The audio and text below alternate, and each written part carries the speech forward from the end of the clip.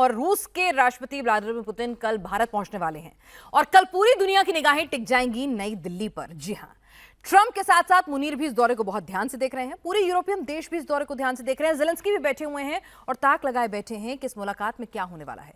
यह मुलाकात भारत और रूस के संबंधों के लिए बहुत अहम है, डिफेंस डील के लिए बहुत अहम है। हथियार ही नहीं, पूरी की पूरी टेक्नोलॉजी भी रूस हमें देने जा रहा है। यानी भारत को हथियार तो मिलेंगे ही, उसकी तकनीक भी मिलेगी। भारत इन हथियारों को अपने देश में ही बना सकेगा। भारत रूस की डील में सबसे अधिक फोकस किन हथियारों पर होगा, उसके बारे में बात करेंगे। साथ ही हम आपको यह भी बताएंगे कि किस तरह से इस डिफेंस डील के साथ साथ पूरी दुनिया की निगाहें इस मीटिंग पर, इस दौरे पर इसलिए भी टिकी रहेंगी कि क्या जो काम ट्रंप नहीं कर सके, जो काम पूरी दुनिया नहीं करवा सकी, वो प्रधानमंत्री नरेंद्र मोदी करवा सकेंगे। क्या रूस यूक्रेन युद्ध की शांति का जो समझौता है उसकी घोषणा नई दिल्ली से हो सकती है? और साथ ही साथ क्या जिस तरह का बिहेवियर ट्रंप का रहा है, बहुत ही अनप्रेडिक्टेबल है हिंदुस्तान के लिए, जिस तरह की वो नीतियों का लगातार ऐलान कर रहे हैं, तो उसका जवाब भी क्या पुतिन और मोदी एक नई इबारत लिखकर दे सकते हैं? तमाम पहलुओं पर होगी चर्चा, लेकिन सबसे पहले जरा रिपोर्ट देखिए कि पुतिन आ तो रहे हैं, अपने साथ साथ हमारे लिए क्या ला रहे हैं।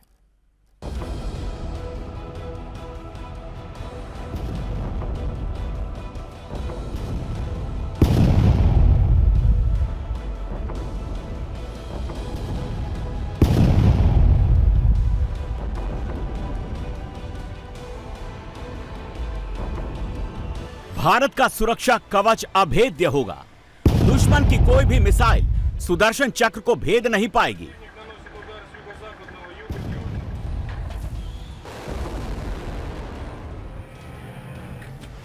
दुश्मन की जमीन पर दुश्मन का ही प्लेन तबाह होगा, मिसाइलें बर्बाद होंगी।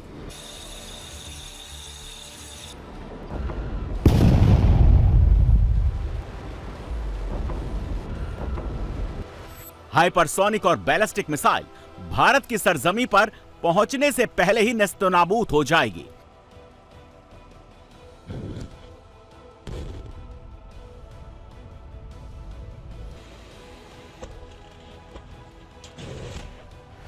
राफेल के साथ Su-57 उड़ान भरेगा तो दुश्मन दहशत से भर जाएगा।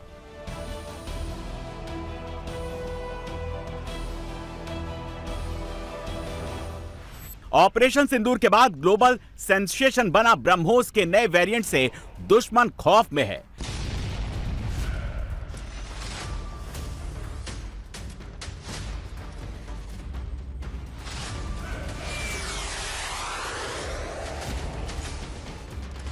ब्रह्मोस जब मैक 4.5 की स्पीड से प्रहार करेगा तो दुश्मन को संभलने तक का मौका नहीं मिलेगा।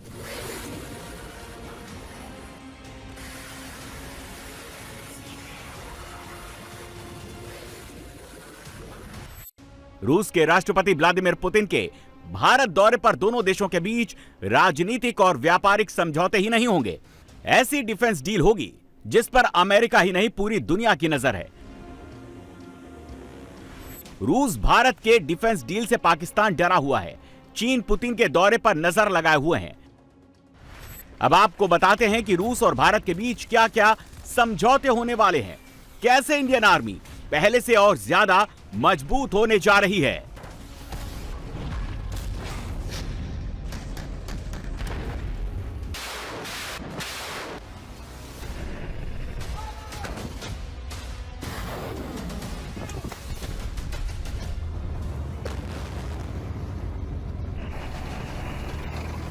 पहली और सबसे बड़ी डील है S-400 की। ऑपरेशन सिंदूर के दौरान S-400 डिफेंस सिस्टम ने आदमपुर बेस से 314 किलोमीटर दूर पाकिस्तानी विमानों को मार गिराया था।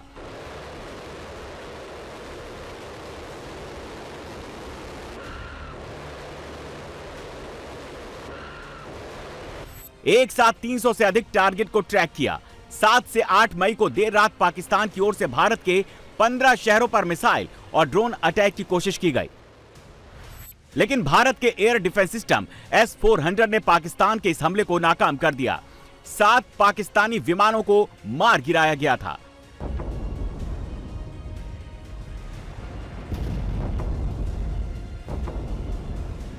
S-400 दुनिया का सबसे एडवांस एयर डिफेंस सिस्टम है। यह सिर्फ 5 मिनट में अटैक के लिए तैयार हो जाता है। 2018 में भारत ने रूस के साथ S-400 एयर डिफेंस सिस्टम के 5 स्क्वाड्रन खरीद की डील की थी। यह सौदा 35,000 करोड़ रुपए से ज्यादा का था। सुदर्शन की पहली स्क्वाड्रन को 2021 में पंजाब में तैनात किया गया था। इससे पाकिस्तान की सीमा और उत्तरी पश्चिमी क्षेत्रों के दूसरे हिस्सों पर नजर रखी जाती है।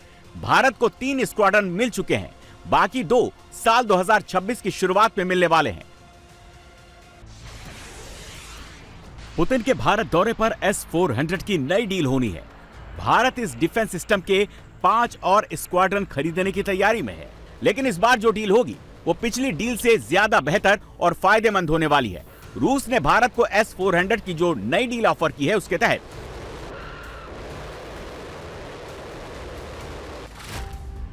रूस S-400 की 50% तकनीक भी भारत को देने के लिए तैयार है। रख रखाव के लिए जरूरी 50% पार्ट्स भी भारत में ही तैयार होंगे। भारत डायनामिक्स लिमिटेड S-400 में लगने वाली मिसाइलें बनाएगी। 48 N6 मिसाइल का उत्पादन भी भारत में ही होगा। सबसे बड़ी बात कि S-400 बनाने वाली रूसी कंपनी रोस्टेक ने वादा किया है कि इस बार डिफेंस सिस्टम देने में कोई देरी नहीं होगी। S-400 भारत के लिए क्यों जरूरी है, पाकिस्तान इससे क्यों खौफ खाता है, ये भी आपको बताते हैं। S-400 400 किलोमीटर की दूरी और 30 किलोमीटर की ऊंचाई तक दुश्मन की मिसाइलों और ड्रोन को तबाह कर सकता है। यह सिस्टम 160 टारगेट को एक साथ ट्रैक कर सकता है और 72 टारगेट को निशाना बना सकता है। S-400 रडार और इलेक्ट्रॉनिक सिस्टम से लैस है, जो किसी भी खतरे की दूर से ही पहचान कर लेता है। S-400 रेजिमेंट में 16 लॉन्चर वाहन होते हैं, जिनमें 2 बैटरी होती है। हर बैटरी एक कमांड एंड कंट्रोल सिस्टम और निगरानी एंड एंगेजमेंट रडार वाहन से संचालित होती है। भारत S-400 की 300 मिसाइलें भी खरीदना चाहता है। S-400 के मिसाइल ने पाकिस्तान के ड्रोन और क्रूज मिसाइल को नाकाम किया था। पाकिस्तान के अंदर ही पाकिस्तान के AEW&C एयरक्राफ्ट को मार गिराया था। रूस भारत को S-400 से भी ज्यादा एडवांस डिफेंस सिस्टम देना चाहते हैं। पुतिन के भारत दौरे पर S-500 प्रोमेथियस डील पर भी चर्चा होगी। ये डिफेंस सिस्टम इतना खतरनाक है, इसके रहते दुश्मन की हाइपरसोनिक और बैलिस्टिक मिसाइलें भी बेकार हो जाती हैं। S-500 का इंट्रोडक्शन, उसका रख रखाव, लॉजिस्टिक भारत की मौजूदा वॉर रूम स्ट्रक्चर के लिए आसान नहीं है, लेकिन रूस इस समस्या का समाधान करने के लिए तैयार है। रूस सिर्फ S-500 ही नहीं देगा, बल्कि वो S-500 के टेक्नोलॉजी ट्रांसफर, भारत में निर्माण, कोड शेयरिंग के साथ साथ भारतीय सेना की जरूरतों के हिसाब से मदद करने को भी तैयार है। S-500 इन ड्रोन मिसाइल के साथ साथ लंबी दूरी की बैलिस्टिक मिसाइल का भी मुकाबला कर सकता है। यह हाइपरसोनिक मिसाइलों के खिलाफ भी कारगर है। S-500 बैलिस्टिक और हाइपरसोनिक से डिफेंस को सपोर्ट करता है। S-500 में 77 N6N और 77 N6N1 hit to kill interceptor लगे हुए हैं। S-500 को भविष्य के हाइपरसोनिक वार से निपटने के लिए डिजाइन किया गया है। S-500 देश भर के शहरों, स्ट्रेटेजिक इंफ्रास्ट्रक्चर और कमांड नोड्स की सुरक्षा करता है। S-500 S-400 की तुलना में दुश्मन के लिए ज्यादा डेंजरस है। S-500 600 किलोमीटर की दूरी तक टारगेट को हिट कर सकता है। ये 500 से 600 किलोमीटर की ऊंचाई तक खतरे को तबाह कर सकता है। S-500 से बैलिस्टिक मिसाइल, हाइपरसोनिक हथियारों का भी बच पाना नामुमकिन है। तो 4 साल बाद पुतिन भारत आ रहे हैं और अपने साथ किस तरह के हथियार ला रहे हैं, कितनी तेजी से उन हथियारों की सप्लाई होगी, और वो हथियार सिर्फ खरीदे ही नहीं जा रहे बल्कि उनकी टेक्नोलॉजी एक्सचेंज भी होगा, साथ मिलकर प्रोडक्शन भी होगा। तो यानी कि एक भविष्य की दूरगामी योजना है। इसी पर चर्चा करने के लिए हमारे साथ खास मेहमान इस वक्त जुड़ चुके हैं। अभय सिंह हमारे साथ कुसर्ग से के एमएलए हैं, पुतिन की पार्टी से हैं, वो इस वक्त रशिया से हमारे साथ जुड़ रहे हैं। प्रोफेसर अमिताभ सिंह हैं, Russian and central Asian studies JNU से हमारे साथ इस वक्त जुड़ रहे हैं। रविंद्र सचदेवा जी हैं, विदेश मामलों के जानकार, हमारे साथ जुड़ रहे हैं। और प्रोफेसर दीप्ति तनेजा हैं, एक्सपर्ट है इंटरनेशनल रिलेशंस की, वो भी हमारे साथ इस वक्त जुड़ रही हैं। अमिताभ जी, सबसे पहले तो मैं आपसे जानना चाहूंगी कि जिस तरह से रीलॉस समझौते को भी मंजूरी मिल गई है और इस बार जो हिंदुस्तान सुदर्शन चक्र बनाना चाह रहा है, तो इतनी सारी डिफेंस डील जब रूस से होती हैं तो वो क्यों उन्हें कहा जाता है कि ये ज्यादा फ्रूटफुल है बनस्पत किसी और मुल्क के होने से? देखिए 1971 में जब सोवियत संघ था तब हमने उनसे स्ट्रैटेजिक पार्टनरशिप अरेंजमेंट साइन किया था जो 20 साल तक लागू रहा। उसके बाद सोवियत संघ का विघटन हुआ और उससे वहां उस समय से लेके अब तक एक कंसिस्टेंट डिफेंस सप्लाईज देता आया। 90 के दशक में थोड़ी दिक्कतें आई थी क्योंकि बैलेंस ऑफ पेमेंट और रूपी रूबल ट्रेड का प्रॉब्लम था। इनकी कंसिस्टेंसी इतनी है कि हम उन पर पूरा रिलाई करते हैं। पहले तो वो कैश एंड कैरी नहीं करते थे, पहले वो हमें उधार पे देते थे, हम 8-9 साल बाद उनको पैसे देते थे, लेकिन अब वो है कि आप कैश एंड कैरी कीजिए। इसका सबसे बड़ा फायदा क्या है, और आपने उसका जिक्र भी किया अपने शुरुआत में, कि ये हमेशा कोशिश यही करता है भारत, और उसमें कई बार सफल भी होता है, कि वो लाइसेंसिंग अग्रीमेंट जो है हम उनके साथ करें, यानी उनका बनाव, रख रखाव, और जरूरत पड़ी तो एक एडवांस एग्रीमेंट करके उनको हम बाहर बेच भी सकते हैं। तो उस शर्त पे भारत के लिए ये बहुत प्रेफरेबल होता है। आप देखेंगे वेस्टर्न स्टेट से जो हम डील करते हैं, चाहे वो राफेल खरीदे, चाहे अमेरिका से कोई भी उनके वेपन्स खरीदे, वो लाइसेंसिंग नहीं देते हैं। यानी आपका कोई कल पुर्जा खराब हुआ तो आपको फिर उनके पास जाना होगा, और उनकी पेटेंटिंग तो कभी नहीं देते हैं। लेकिन रूस इन शर्तों पे तैयार हो जाता है, और हमने कई बार उनके जो हथियार हैं उनको हमने एक तरह से उनके साथ मिलकर, जैसे ब्राह्मोस ब्रह्मपुत्रा और मॉस्को के नाम पे बनाया गया, ये हमने मिलकर बनाया है, जो उन्होंने लाइसेंसिंग राइट्स दी है। कई सारे रेडार, स्वस्ति रेडार जैसे हमने आर्मीनिया को बेचा है, ब्राह्मोस फिलीपींस को बेचा है, और हम खुद बेचते हैं उनको। तो इस तरह से वो काफी रिलायबल होते हैं, और सोर्स कोडिंग होती है जिसको हम अपने हिसाब से अपने लिए उसको चेंज भी कर सकते हैं। तो वो रशिया हमेशा रशिया हमें सिर्फ एक बाजार के तौर पर नहीं देखता है, बल्कि हमारा जिस तरह से ऑल वेदर फ्रेंड है, लॉन्ग टर्म फ्रेंड है, तो वो चाहता है कि हम साथ ज्वाइंट वेंचर के साथ खुद भी अपना टेक्नोलॉजी एडवांसमेंट करें। अभय सिंह जी हमारे साथ पुतिन की पार्टी से हैं, कुसर के एमएलए हैं, रूस से इस वक्त जुड़ रहे हैं। अभय सिंह जी, हिंदुस्तान में काफी उत्साह है कि पुतिन आ रहे हैं, अपने साथ बहुत कुछ लेकर भी आ रहे हैं, लेकिन साथ ही साथ इंटरनेशनल प्लेटफॉर्म पे भी इस मुलाकात को बहुत क्लोजली वॉच किया जा रहा है, क्योंकि ट्रंप की जो हेकड़ी चल रही है, ट्रंप की जो बदमिजाजी चल रही है, अगर उसका कोई जवाब दे सकता है तो वो कहा जा रहा है पुतिन और मोदी की जोड़ी है।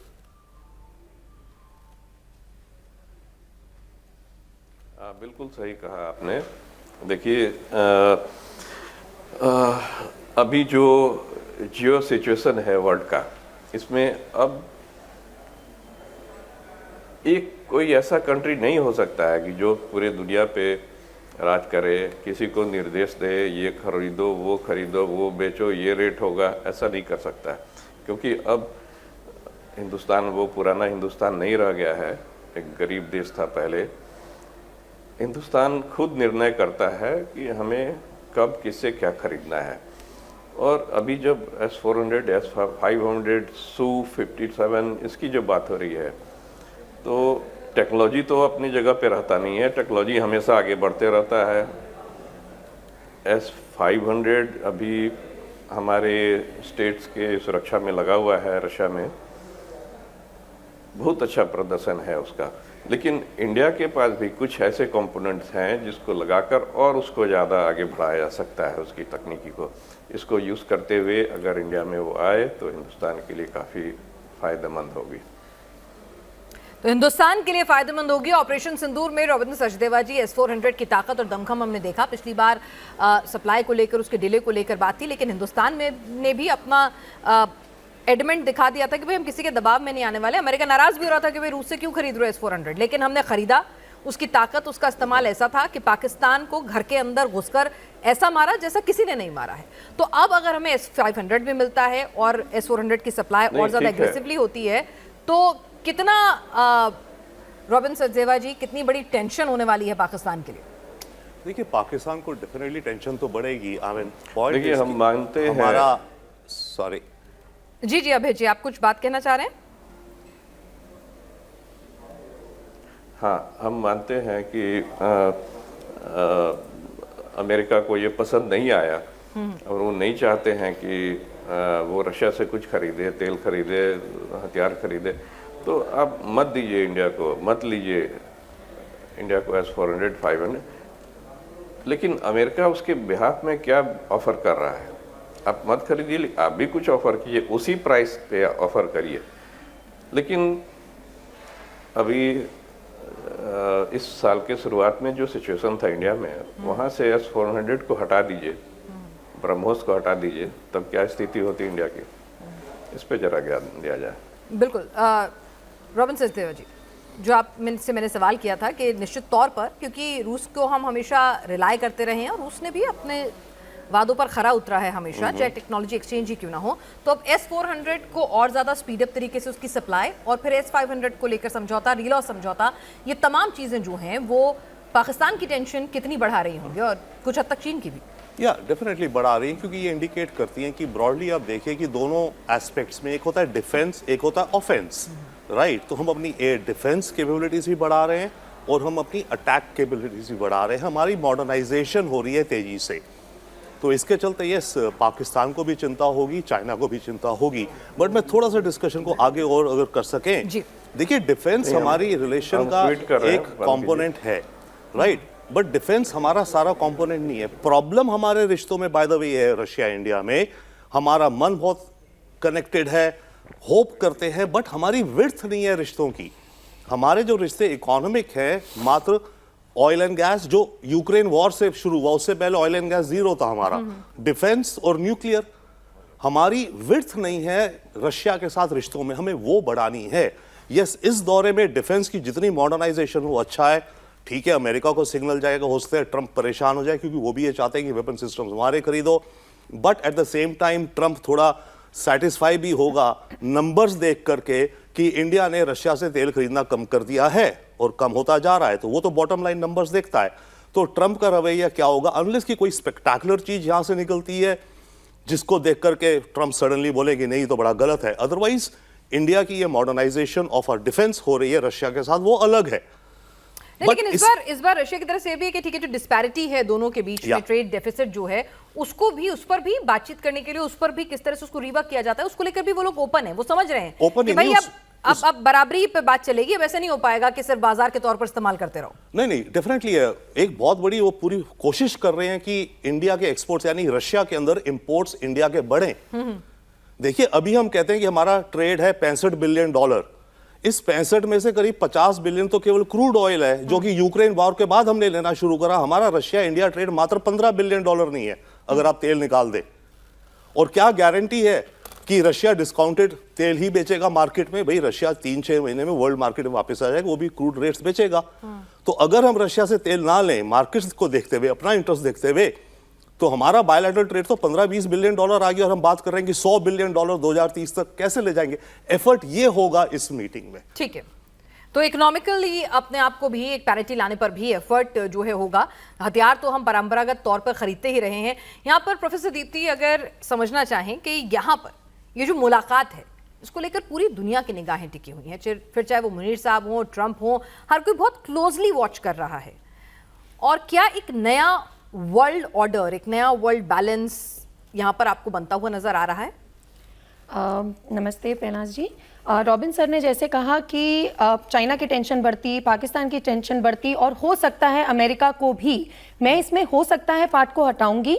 जो आप कह रहे हो न्यू वर्ल्ड ऑर्डर की, पेनाज जी, what I am seeing here is कि अगर तो ये जो पेट्रो डॉलर चल रहा है, हम लोग अभी डिफेंस की बात कर रहे हैं, तेल की बात कर रहे हैं, लेकिन जो सबसे इंपॉर्टेंट चीज यहाँ पे है, जो डॉलर डोमिनेंस पूरे वर्ल्ड में है, चाहे वो आपकी डिफेंस डील्स हो, चाहे वो आपकी पेट्रोलियम डील्स हो। वेनेजुएला रास्ता दिखा चुका है वर्ल्ड को, उसने क्रिप्टो में शुरू कर दिया है। उसने अपनी 2018 से जो उसमें वो तेल में आयात निर्यात करता है, वो अपनी क्रिप्टो करेंसी जिसको वो लेजिटिमाइज कर चुका है पेट्रो के नाम से, उसमें वो डील कर रहा है। वो कहता है मैं नहीं मानता तेरी सुप्रीमेसी को और जो तुम सैंक्शंस लगाते हो। सो अगर हम देखें, अगर हम इसके इतिहास में जाएं, तो जब से निक्सन ने 71 में जब गोल्ड स्टैंडर्ड को हटाया था, उसके बाद 73 में this was Saudi Arabia and American deal only कि वो डॉलर में डील करेंगे। अब तो सऊदी अरेबिया आंखें दिखाना शुरू हो चुका है कि क्यों भैया हम डॉलर में ही क्यों डील करें।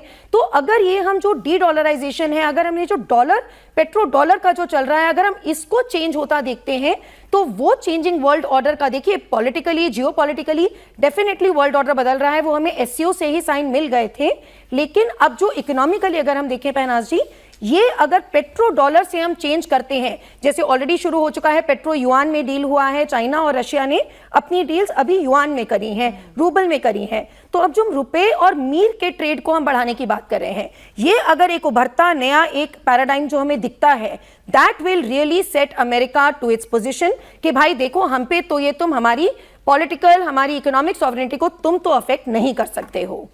तो ठीक है, यहाँ पर इस पूरे दौरे से 4 साल बाद पुतिन आ रहे हैं, और पुतिन क्योंकि उनके साथ एक वॉर क्रिमिनल का एक टैब लगा रखा है और उसे अपने हिसाब से सब लोग यूटिलाइज करते हैं, तो बहुत कम मुल्कों में वो दौरा करते हैं। तो पुतिन यहाँ हिंदुस्तान आ रहे हैं और 4 साल बाद एक बहुत ही ओपन माइंड के साथ आ रहे हैं। रिलॉस को मंजूरी पहले ही मिल चुकी है, इकोनॉमिक जो ट्रेड डेफिसिट है उस पर भी काम करने की वो बात कर रहे हैं, और बड़े एडवांस हथियारों के प्रोडक्शन से लेकर टेक्नोलॉजी एक्सचेंज को लेकर भी अहम समझौते होने की उम्मीद है। लेकिन इसके अलहदा अगर एक और चीज है जिस पर पूरी दुनिया की निगाहें टिकी हुई हैं, और ट्रंप को तो बहुत ज्यादा टेंशन होगी क्योंकि बेचारों का नोबेल प्राइज चला गया है, तो यहां पर प्रोफेसर अमिताभ, जो काम ट्रंप नहीं कर पाए, पुतिन को बुलाकर मुलाकात करके कि भाई रूस यूक्रेन वॉर रुकवा दें, मोदी जी के पुतिन साहब से भी संबंध है, ज़ेलेंस्की भी मोदी जी की तरफ ही देखते हैं एक उम्मीद के साथ कि भाई आपकी दोस्ती है, कुछ समझा बुझा सकें, तो क्या आपको लगता है कि नई दिल्ली में वो काम हो सकता है जो ट्रंप नहीं कर पाए?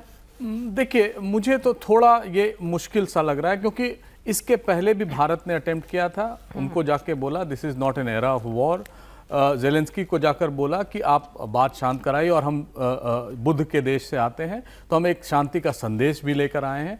लेकिन इस समय जो ये वॉर है वो रूस और वर्सेस वेस्ट हो रहा है, अमेरिका अपने हाथ पीछे कर रहा है इस समय, इसलिए अमेरिका का स्टेक धीरे धीरे कम भी होता जा रहा है, क्योंकि अमेरिका एक बहुत बड़ा पावर है, पहले काफ़ी सपोर्ट कर चुका है, तो नेचुरली अमेरिकन इंटरेस्ट इसमें इन्वॉल्व है।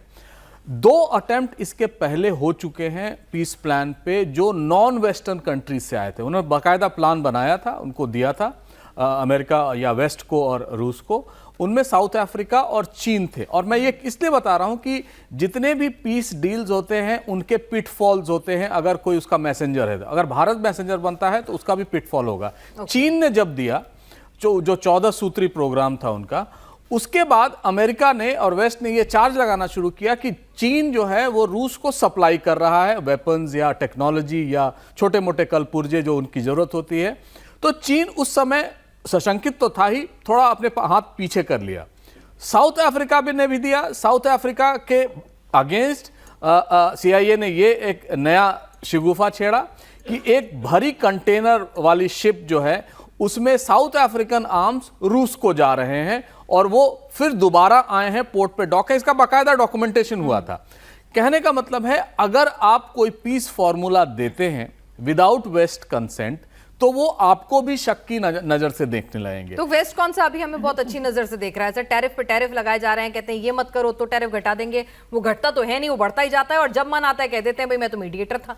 नहीं, उसमें वो बात अपनी जगह सही है, लेकिन इसमें प्रॉब्लम यही होगी कि भारत को भी रूस के समक्ष खड़ा कर दिया जाएगा, और उसके अपने अपने इम्प्लीकेशन होंगे वेस्टर्न रिलेशंस के साथ, वेस्ट स्टेट्स के साथ।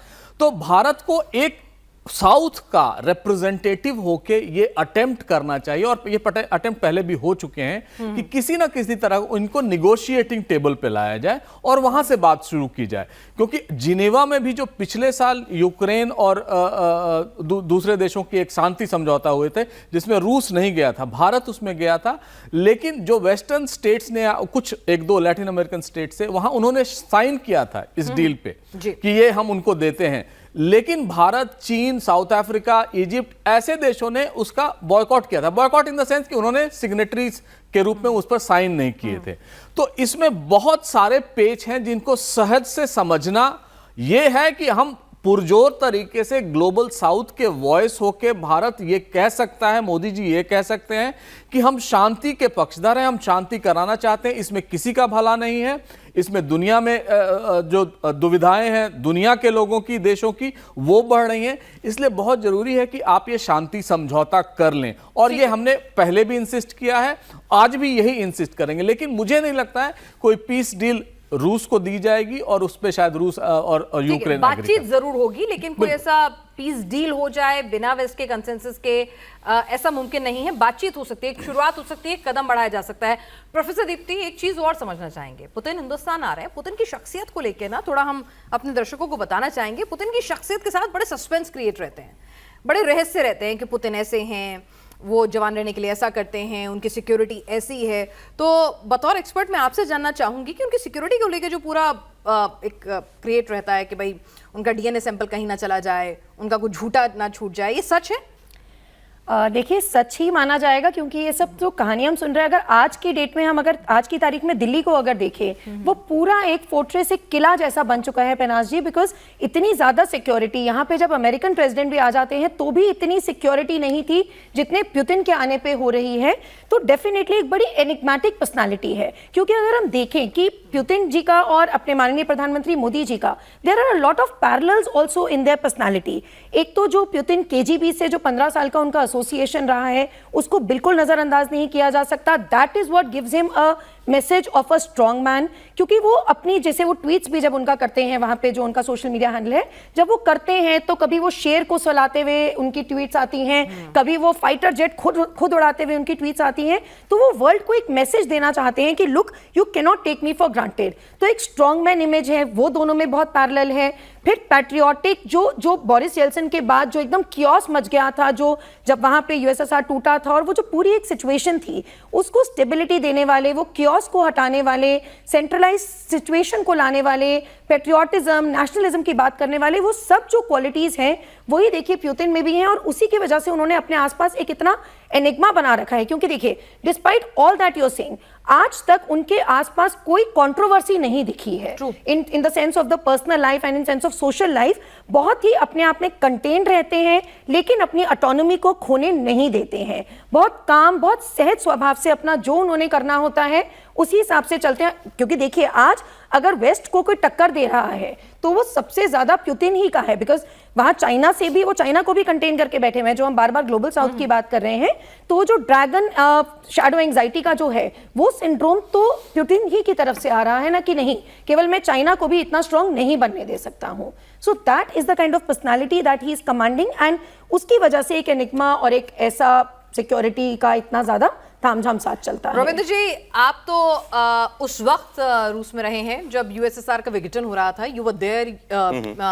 तो पुतिन के लिए कहा जाता है कि उनका सपना है फिर से वैसे ही यूएसएसआर बनाना, उनकी ये ड्रीम है। और पुतिन की शख्सियत को अगर मैं आपकी नजर से समझने की कोशिश करूं कि एक ऐसा लीडर, कई लोग कहते हैं भाई बिल्कुल सिर्फ माई वे हाईवे है, अपना एक एरिस्टोक्रेटिक तरीके से सरकार को चलाता है, देश को चलाता है, तो किस तरह से आप उनकी शख्सियत को डिफाइन करेंगे? क्योंकि इस बात को कोई डिनाई नहीं कर सकता भाई, पूरा यूरोप एक तरफ, अमेरिका एक तरफ, पुतिन डटकर खड़े रहते हैं, किसी के आगे झुकते नहीं हैं, और हालात ये पैदा कर देते हैं कि यूरोपियन देशों में भी फूट पड़ने लग जाती है। Thank you. इसको मैं 2-3 तरह से देखता हूं। पहली बात, पुतिन जो हैं, ये 90s में मानिए प्रेसिडेंट बना, राइट? वो जमाना था जब सोवियत यूनियन टूटा, पर जो केजीबी और कम्युनिस्ट बॉसेस थे वो पावर में रहे फिर भी। ये जितने कजाकिस्तान, तुर्कमेनिस्तान वगैरह के जो प्रधानमंत्री बने, वो वही बने जो केजीबी के हेड थे उस देश में, उस प्रोविंस में, राइट? तो पुतिन उस बैकग्राउंड से आता है। और उस जमाने में डेफिनेटली इतनी टर्मोइल था, कोई सिस्टम्स नहीं थे क्लियर कट। तो ओलिगार्क्स उस समय खड़े होने शुरू हुए, जो कि बड़ी बड़ी एल्यूमिनियम फैक्ट्री प्राइवेटाइज हुई, रूबल डॉलर का रेट पता नहीं है, $1000 दिखा दिया, कितने मिलियन रूबल्स वो वहां से वहां ट्रांसफर हो गया, एसेट्स होते गए ऐसे। तो ये ओलिगार्क्स भी बनते गए। तो पुतिन उस बैकग्राउंड से, उन स्ट्रगल्स से, उन गेम्स से निकल करके आगे आता है। That is one two his personality, I will say. अब बाकी सब वेस्ट के अगेंस्ट से खड़ा है। यहाँ एक इंपॉर्टेंट पॉइंट है, 2 विचार हैं कि पुतिन ये सब कर रहा है, क्यों कर रहा है। यूक्रेन और वेस्ट कहता है कि अभी जो आप कह रहे हैं कि पुतिन वापस इंपीरियल अपना ग्रेटर रशिया और ग्रेटर रशिया बनाना चाहता है, जो टूट गया था, पुतिन इसलिए कर रहा है। यहां के लोग काफी ये कहते हैं कि पुतिन इसलिए कर रहा है क्योंकि नेटो एक्सपेंशन से रोकना है। देखिए, ये 2 बड़ी अलग अलग चीजें हैं। पुतिन कर क्यों रहा है? नेटो एक्सपेंशन को रोकने के लिए या फिर अपनी इंपीरियल रशिया बढ़ाने के लिए। मेरे ख्याल से दोनों चीजों का मिक्सचर है जिस कारण पुतिन को जो ये ड्राइव कर रहा है उसकी इस पे पुतिन ने नो डाउट रशिया के अंदर नेशनलिज्म बहुत जगाया, स्ट्रॉन्ग किया, स्ट्रेंथन किया, पावर कंट्रोल किया, इसने रिलीजन को भी एसिमिलेट करा, इसकी पावर उनका जो ऑर्थोडॉक्स रशियन चर्च है उसके जरिए भी बहुत ये पावर लेता है। परंतु अभी तक देखिए ये इसको स्पेशल ऑपरेशन कहते हैं जो यूक्रेन में हो रहा है, इसको अभी तक इन्होंने वॉर नहीं कहा है, राइट? वो भी एक इंपॉर्टेंट बात है क्योंकि वॉर होगी तो आपको और लोगों को मोबिलाइज करना पड़ेगा और रशिया के अंदर भी चैलेंज है, कितने जवान लोग हैं जो जाके लड़ना चाहते हैं। हालांकि यूक्रेन उससे बहुत सफर कर रहा है इस समय, यूक्रेन की आर्मी में लोग जाना नहीं चाहते, उनको ड्राफ्ट करने में प्रॉब्लम हो रही है, वो एक बहुत बड़ा कारण है जिसके चलते यूक्रेन बैकफुट पे है। जहां तक बात रही रशिया की पावर की जो पुतिन बार बार बात करता है, देखिए इनकी बड़ी बड़ी टेक्नोलॉजीज बहुत अच्छी हैं, यस न्यूक्लियर तो है पर बॉम्ब तो बॉम्ब ही है ना, उसको आप डिलीवर कैसे करेंगे? एयरक्राफ्ट से करेंगे, कैसे अच्छे से अच्छे एयरक्राफ्ट, मिसाइल आप हाइपरसोनिक की आपकी पैकेज दिखा रही थी, राइट? हाइपरसोनिक के ऊपर ये लगा के न्यूक्लियर वेपन कहां से कहां पहुंच जाए। तो गेम इस समय एक तो बड़े वेपन्स में है, डिलीवरी ऑफ न्यूक्लियर वेपन्स दुनिया को दिखाने के लिए कि हमारे पास इतनी है। But on the flip side, other side is that ये जो यूक्रेन वॉर हुई, डिस्पाइट हम जितना रशिया, इंडिया और रशिया को लव करते हैं, रिस्पेक्ट करते हैं military, Russian weapons Ukraine war में अच्छे परफॉर्म नहीं करे शुरू के 1-2 साल में। इनके टैंक्स का डिजाइन फॉल्टी निकला, इत्यादि इत्यादि। बट 2 साल बाद वॉर के, अब 4 साल खत्म हो रहा है, रशिया ने मेजरली इनोवेशन शुरू करी है। तो अब रशिया की टेक्नोलॉजी, वेपन सिस्टम्स वगैरह मॉडर्नाइज हो रहे हैं, अदरवाइज इनके सिस्टम्स आउटडेटेड दिखते थे। तो इन सब चीजों को लेकर के पुतिन अपनी उसी मिक्स में है, या तो नेटो एक्सपेंशन रोकना है, बट उसमें आप क्या कहेंगे नेटो एक्सपेंशन रोकना है? फिनलैंड, स्वीडन ने नेटो को ज्वाइन कर लिया, तो ये तो फेलियर हुआ ना पुतिन का इन दैट सेंस कि अगर आप नहीं चाहते नेटो बढ़े, आपकी जो पॉलिसीज गई ऐसी गई कि उन दोनों ने ज्वाइन कर लिया, या तो आप उनको भी धमकाते nuclear bomb tomorrow, NATO join नहीं करोगे, पर वो तो फटाफट 6 महीने में ज्वाइन कर गए। तो नेटो की 2 नई powerful western countries, rich partner add हो गई है वहां पे। ठीक है, तो पुतिन के लिए भी राह इतनी आसान नहीं है बैक होम, क्योंकि जो वॉर इतना लंबा चलता जा रहा है और अपना दबदबा कायम रखने के लिए प्रोफेसर अमिताभ यहाँ अगर समझेंगे, जब 2 ऐसी शख्सियत जो रॉबिन जी ने और जिस तरह से प्रोफेसर दीप्ति ने बताया कि जब पुतिन एक बहुत स्ट्रांग शख्सियत है, ठीक है, उनके मुल्क में उनको एक सच्चे देशभक्त के तौर पर, मेक रशिया ग्रेट अगेन के तौर पर ही जाना जाता है। यहाँ मोदी जी हैं, एक मास लीडर हैं, लगातार उनकी पॉपुलैरिटी और सत्ता में तीसरी बार जिस तरह से काबिज होना, तो जब इतने 2 बड़े स्ट्रांग लीडर जिनके लिए अपने देश से आगे कुछ नहीं रहता है, वो टेबल पर बैठते हैं, तो क्या कुछ निकल कर आता है? और दोनों की पर्सनल केमिस्ट्री की अगर बात करूं तो कैसे बनती है इतनी स्ट्रांग हेडेड पर्सनैलिटीज आपस में दोस्ती? एक छोटा सा पहले आपने रविंद्र सचदेव से पूछा था, मैं उसका जवाब दे दूं, बड़ा अच्छा एक एनेक्डोट है। पुतिन साहब से पूछा गया कि क्या आप सोवियत संघ को वापस लाना चाहते हैं या ज़ारशाही को वापस लाना चाहते हैं, तो पुतिन ने कहा बड़े मज़ेदार लहजे में कि जो ये मानता है कि सोवियत संघ का विघटन अच्छा हुआ, उसका दिल नहीं है, और जो ये मानता है कि हम सोवियत संघ या ज़ारशाही को वापस लाएंगे, उसका दिमाग नहीं है। तो ऐसे शख्सियत हैं जो चाहते हैं कि जो वर्तमान रूस है उसको एम्पावर किया जाए, उसको पावरफुल किया जाए। देखिए, जब पुतिन चुन के आए थे तो मात्र 52% वोट उनको मिले थे। जब वो पहली बार 2000 में उनका चुनाव हुआ था, वो चुन के आए थे। पुतिन भारत के 3 प्राइम मिनिस्टर्स को देख चुके हैं, अमेरिका के 5 प्रेसिडेंट्स को देख चुके हैं, फ्रांस के 4 प्रेसिडेंट्स को देख चुके हैं। तो राजनयिक के मामले में उनका कोई सानी नहीं है। हम तो सुनते हैं कि ऐसा है, उन्होंने ऐसा देखा है, तो उनको इंडिविजुअल्स के साथ डील करने में कोई प्रॉब्लम नहीं होती।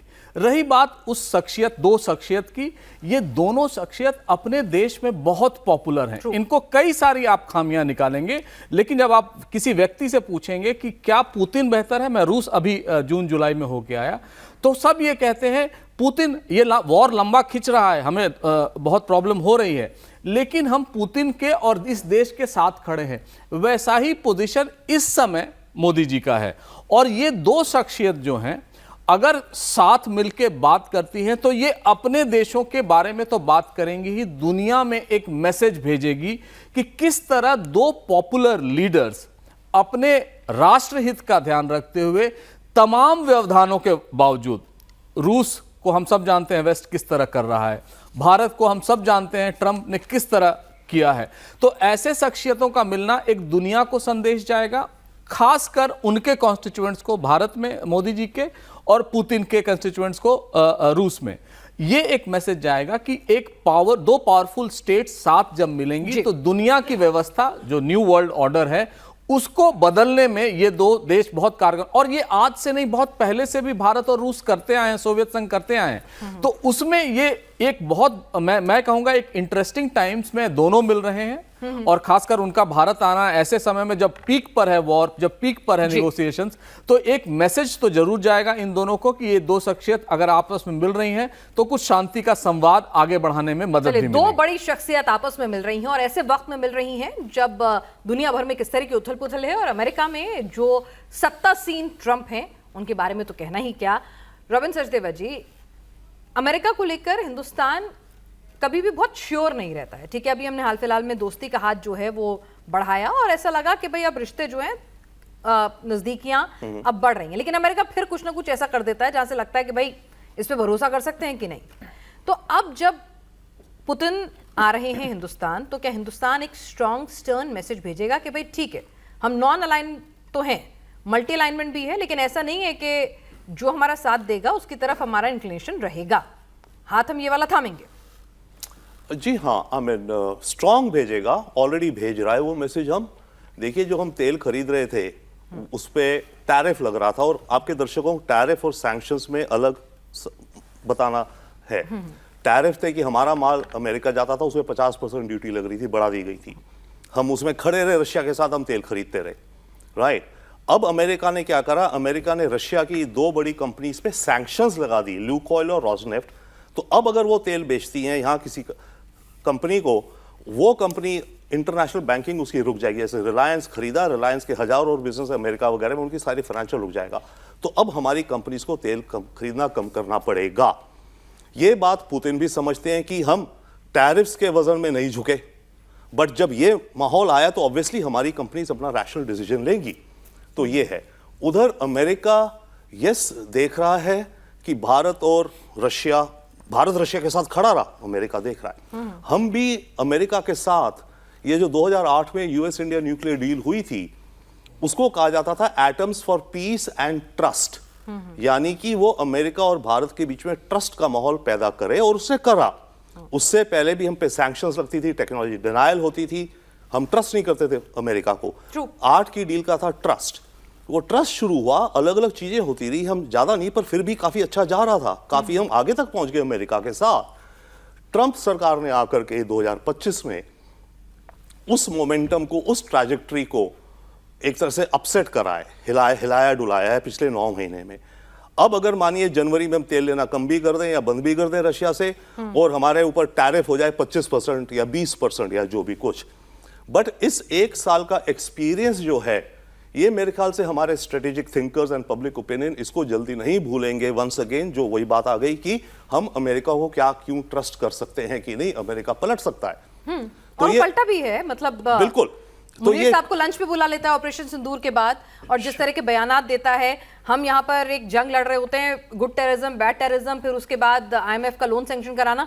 तो अमेरिका किस तरह से डील करता है किसी से छिपा नहीं है, खासतौर से जब बात आती है हिंदुस्तान और पाकिस्तान में चुनने की। डेफिनेटली देखिए, अगले साल तक, जनवरी फरवरी तक होपफुली ये तेल का मामला सुलझ जाएगा, जो भी कुछ होगा, हमारे रिश्ते वापस कोट अनकोट नॉर्मल हो गए, बट वो एक नया नॉर्मल होगा।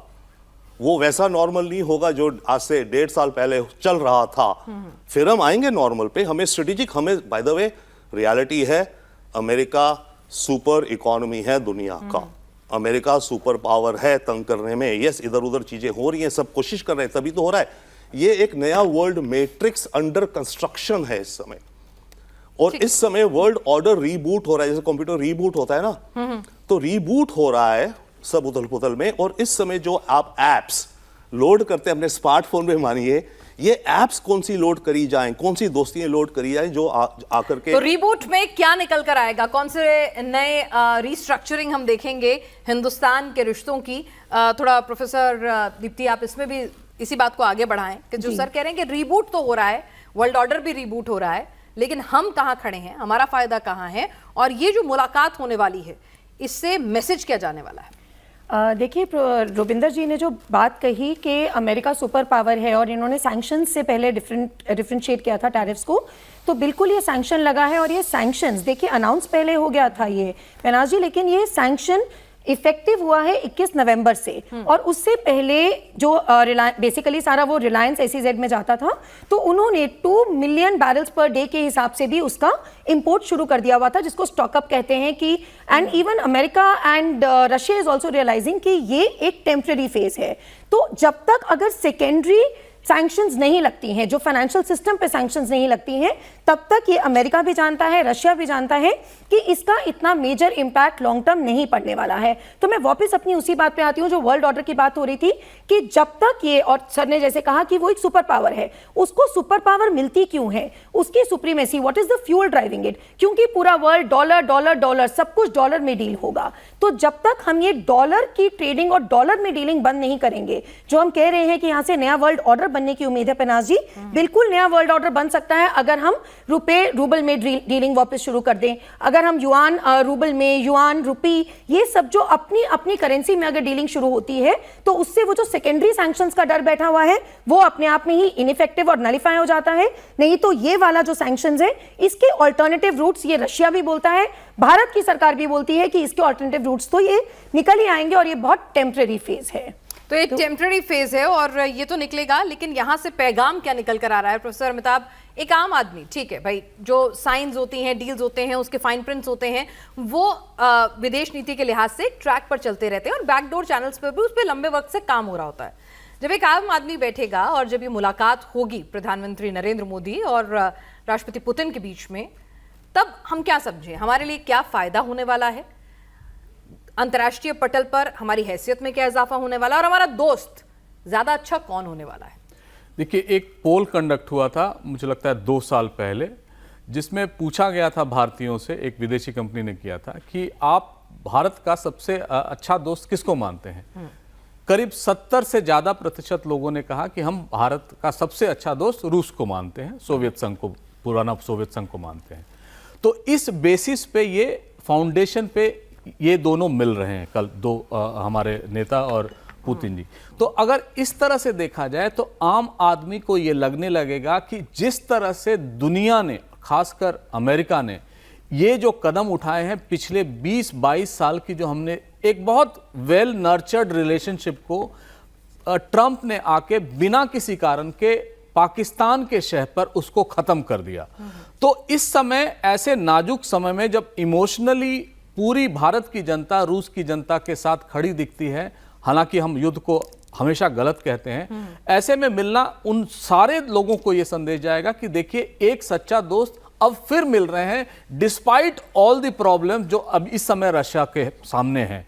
और ऐसे समय में पुतिन का भारत आना एक उन कॉन्स्टिट्यूएंट्स को, हमारे देश के लोगों को एक मैसेज जाएगा कि अगर मुसीबत के साथ कोई खड़ा होता है तो वो रूस ही है। भले ही उनका हमसे व्यापार मिनिमल हो, भले ही उनसे हम आर्म्स खरीदना बंद कर दें, लेकिन जो आवारा से लेकर अब तक, राज कपूर की पिक्चर से लेकर अब तक जो एक सेंटिमेंट्स हैं, वो बहुत प्रोमिनेंट है। आप अभी भी चले जाएं मॉस्को के सड़क पर और आपको हिंदुस्तानी देख के सब लोग रोक के जरूर बोलेंगे कि मेरी दादी, मेरी नानी राज कपूर और डिस्को डांसर मिठुन चक्रवर्ती की फैन थी। तो हमने वैसा रिलेशन बनाया है, और ऐसे में उन दोनों को, इन दोनों का मिलना एक बहुत बड़ा संदेश देगा, एक बहुत परिपक्व देशों की तरह हम दोनों को देखा जाएगा। ठीक है, और अगर अंतर्राष्ट्रीय पटल पर ट्रंप साहब को क्या मैसेज जाएगा, मुनीर साहब को क्या मैसेज जाने वाला है?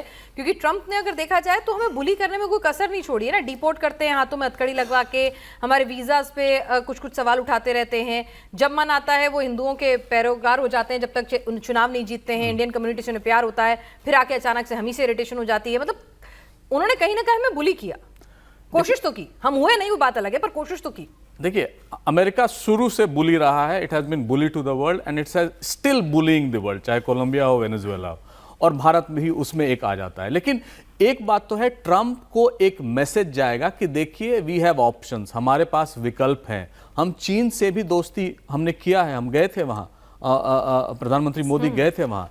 तो हमारे लिए कोई दुश्मन नहीं होता है और कोई दोस्त परमानेंट नहीं होता। और अंग्रेजी में कहते हैं in international relations there are no permanent friends nor enemies.